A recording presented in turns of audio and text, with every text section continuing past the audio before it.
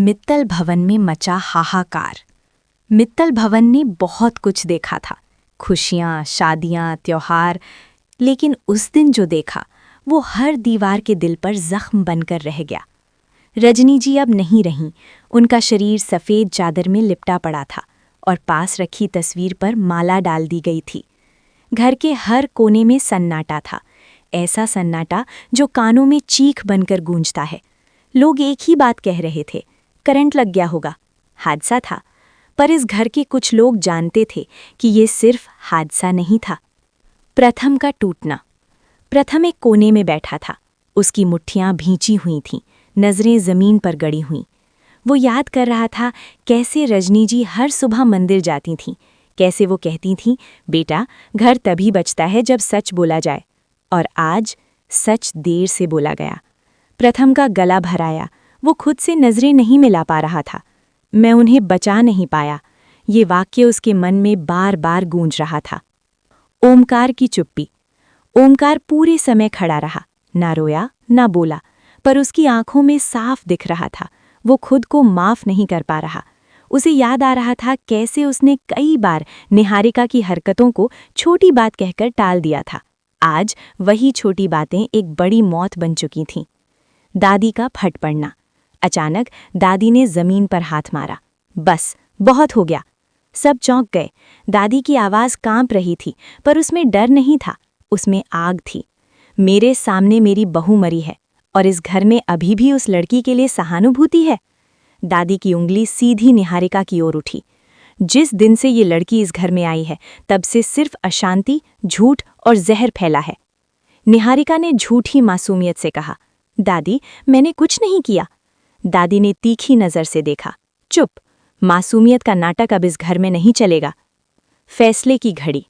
दादी ने प्रथम और ओमकार की तरफ देखा। अब फैसला तुम दोनों को लेना है, या तो इस घर को बचाओ या फिर सबको दफना दो। कमरे में सन्नाटा छा गया। प्रथम धीरे धीरे उठा, उसकी आवाज़ भारी थी। आज अगर हमने सख्ती नहीं दिखाई तो रजनी जी की मौत बेकार चली जाएगी। ओमकार ने पहली बार सिर हिलाया। निहारिका को अब इस मित्तल भवन में एक पल भी नहीं रहने दिया जाएगा। निहारिका का चेहरा सफ़ेद पड़ गया। निहारिका की आखिरी चाल। लेकिन निहारिका चुप रहने वालों में से नहीं थी। अगर मैंने सच बोल दिया तो ये घर टूट जाएगा, उसने धमकी भरे लहजे में कहा।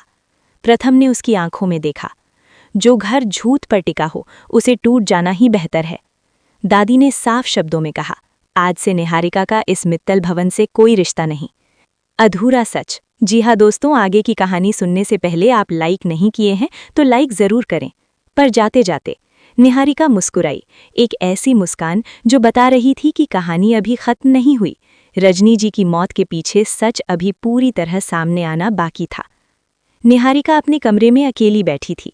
चेहरे पर आंसू थे, पर आंखों में डर नहीं बल्कि हिसाब किताब था। उसके होठों पर हल्की सी मुस्कान आई। सब मुझे कमज़ोर समझ रहे हैं, उसने खुद से कहा, पर मैं इतनी भी बच्ची नहीं हूँ।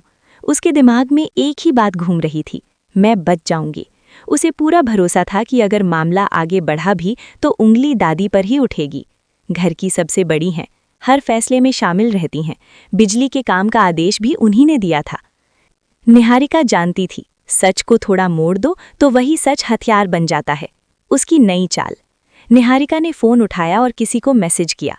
सब कुछ प्लान के हिसाब से हो रहा है, अगर ज़रूरत पड़ी तो दादी पर ही बात जाएगी। उसके मन में कोई पछतावा नहीं था। रजनी जी की मौत उसके लिए बस एक सीढ़ी थी जिससे वो खुद को बचा सके। लोग बूढ़ों की बात जल्दी मान लेते हैं और बूढ़ों पर शक भी उतनी जल्दी करते हैं। दादी का टूटना। उधर दादी अपने कमरे में बैठी थीं, हाथ में माला थी पर उंगलियां कांप रही थीं। रजनी जी की आवाज़ उनके कानों में गूंज रही थी, माँ गलत को गलत कहना। दादी को समझ आ गया था कि निहारिका चुप नहीं बैठेगी, वो किसी न किसी को फंसाने की कोशिश ज़रूर करेगी। शायद मुझे। दादी की आंखें भर आईं। मुझे पहले ही सख्त होना चाहिए था। प्रथम को शक। निहारिका की खामोशी कुछ ज़्यादा ही अजीब लग रही थी।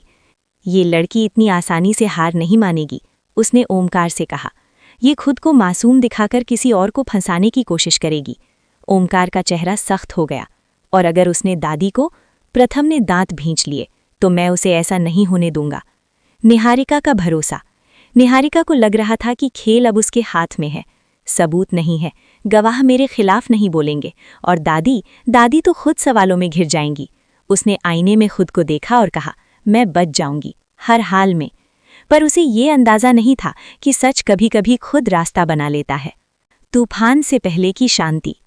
मित्तल भवन में बाहर से शांति थी, पर अंदर हर कोई जानता था ये शांति नहीं, तूफान से पहले की खामोशी है। निहारिका सोच रही थी कि वो दादी को फंसा देगी, दादी सोच रही थी कि शायद सज़ा उन्हें ही मिले, और प्रथम वो सच को सामने लाने की कसम खा चुका था।